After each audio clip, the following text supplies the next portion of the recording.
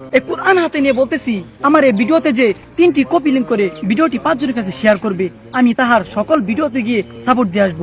আপনারা আমাকে অনেকে বলেন যে ভাই আপনি এরকম ভাবে গালাগালি করেন কিসের জন্য? আসলে ভাই আমি কি আর সাদে কাউকে গালাগালি করি? যারা যেরকম ধরনের তাদেরকে কিন্তু এরকম ভাষায় কথা বলতে হয়। যদি তাদেরকে এরকম ভাষায় কথা না বলা হয় তাহলে তো কিন্তু তারা আর বেশি করে।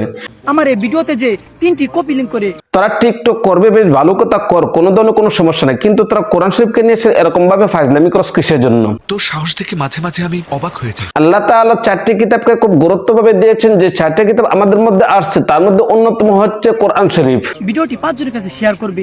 কোরআন শরীফকে আমরা প্রত্যেকটা মানুষের ভালোবাসি, প্রত্যেকটা মানুষের মহব্বত করি, কিন্তু কোরআন শরীফকে নিয়ে এসে যখন কেউ কোনো মানুষের ফাজলামি করে তখন কিন্তু আমরা কোনোভাবে বরদাস্ত করতে পারি না। কথা কি ক্লিয়ার না ভেজাল আছে? সামান্য কিছু লাইভের জন্য যখন তারা কোরআন শরীফকে নিয়ে এসে এরকম ভাবে ফাজলামি করে তাহলে ভাই সেটাকে আর কোনোভাবে মানা যায়?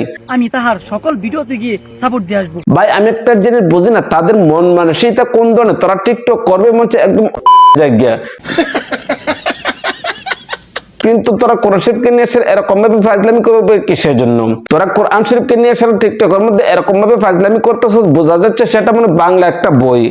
এই কোরআন হাতে নিয়ে বলতেছি, তোরা কোরআন শরীফকে নিয়ে এসে এরকম ভাবে ফাজলামি করতেছিস, কোরআন শরীফকে নিয়ে এসে এরকম ভাবে কসম কাটতেছিস। তোদের একটা ভিডিওতে যদি কেউ একটা লাইক, একটা কমেন্ট, 3টা কপি লিংক করে, আচ্ছা, তাহলে তুই তাদের ভিডিওতে গিয়ে এসে এরকম ভাবে সাপোর্ট করবে, তার প্রত্যেকটা ভিডিওতে সাপোর্ট করবে। আমার এই ভিডিওতে যে 3টি কপি লিংক করে কেন ভাই তুই কোরআন শরীফ ছাড়া অন্য কোনো কিছু নিয়ে আসলে তোরা টিকটক করতে পারস না? আর তোর একটা ভিডিওতে গিয়ে এসে যদি কেউ লাইক দিয়ে একটা কমেন্ট করে তাহলে তুই অন্য মানুষের ভিডিওতে গিয়ে এসে এরকম ভাবে লাইক দিবে, পুরো ভিডিওতে গিয়ে এসে তুই সাপোর্ট করবে, ভিডিওটি 5 জনের কাছে শেয়ার করবে। আসলে ভাই সামান্য কিছু লাইভের জন্য এরকম ধরনের কাজ করে, যে কাজগুলো দেখার পর মাঝে মাঝে মন মানসিকতা পুরোটাই নষ্ট হয়ে যায়। তোরা টিকটক করবে বেশ ভালো কথা, কিন্তু তোরা কোরআন শরীফ নিয়ে এরকম ভাবে ফাজলামি করবে কিসের জন্য? তোদের এরকম অবস্থা দেখার পর মাঝে মাঝে আমি একটা জিনিস চিন্তা করি, তোরা কোন ধরনের মানুষ? কাম সেরে ফেলেছেন ভাই আপনি। তোরা কি আসলে সুস্থ বিবেকবান মানুষ হতে পারস নাকি? আমার মনে হয় না যে ভাই তারা সুস্থ বিবেকবান মানুষ। আমি তাহার সকল ভিডিওতে গিয়ে সাপোর্ট দিয়ে আসবো। যদি তারা সুস্থ বিবেকবান মানুষ হতেন তাহলে কি আর কোরআন শরীফকে নিয়ে এসে এরকম ভাবে ফাজলামি করতো? যারা কোরআন শরীফকে নিয়ে এসে এরকম ভাবে ফাজলামি করে, যারা কোরআন শরীফকে নিয়ে এসে এরকম ভাবে টিকটকের মধ্যে গিয়ে এসে বেহাপনা কাজ করে, এই কোরআন হাতে নিয়ে বলতেছি, আমি তাদেরকে ভাই কখনো কোনো সময় সুস্থ মস্তিষ্কের মানুষ মনে করতে পারি না। ঠিক বলেছো। যদি তারা সুস্থ মস্তিষ্কের মানুষ হতো তাহলে কিন্তু কখনো কোনো সময় তারা কোরআন শরীফকে নিয়ে এসে এরকম ভাবে টিকটক করতো না। টিকটক প্ল্যাটফর্মটা হচ্ছে দুনিয়াতে সবচেয়ে একটা নিকৃষ্ট প্ল্যাটফর্ম। নিঃসন্দেহে তুই ঠিক কথা বলেছিস। আর এই টিকটকের মধ্যে কোরআন শরীফকে নিয়ে এসে সামান্য লাইক ভিউর জন্য তারা কতটা নিচে নামতে পারে? ভাই তাদের অবস্থা দেখার পর মাঝে মাঝে আমি একটা জিনিস চিন্তা করি, তাদেরকে কি বলা যায়? তোর মাথা নষ্ট।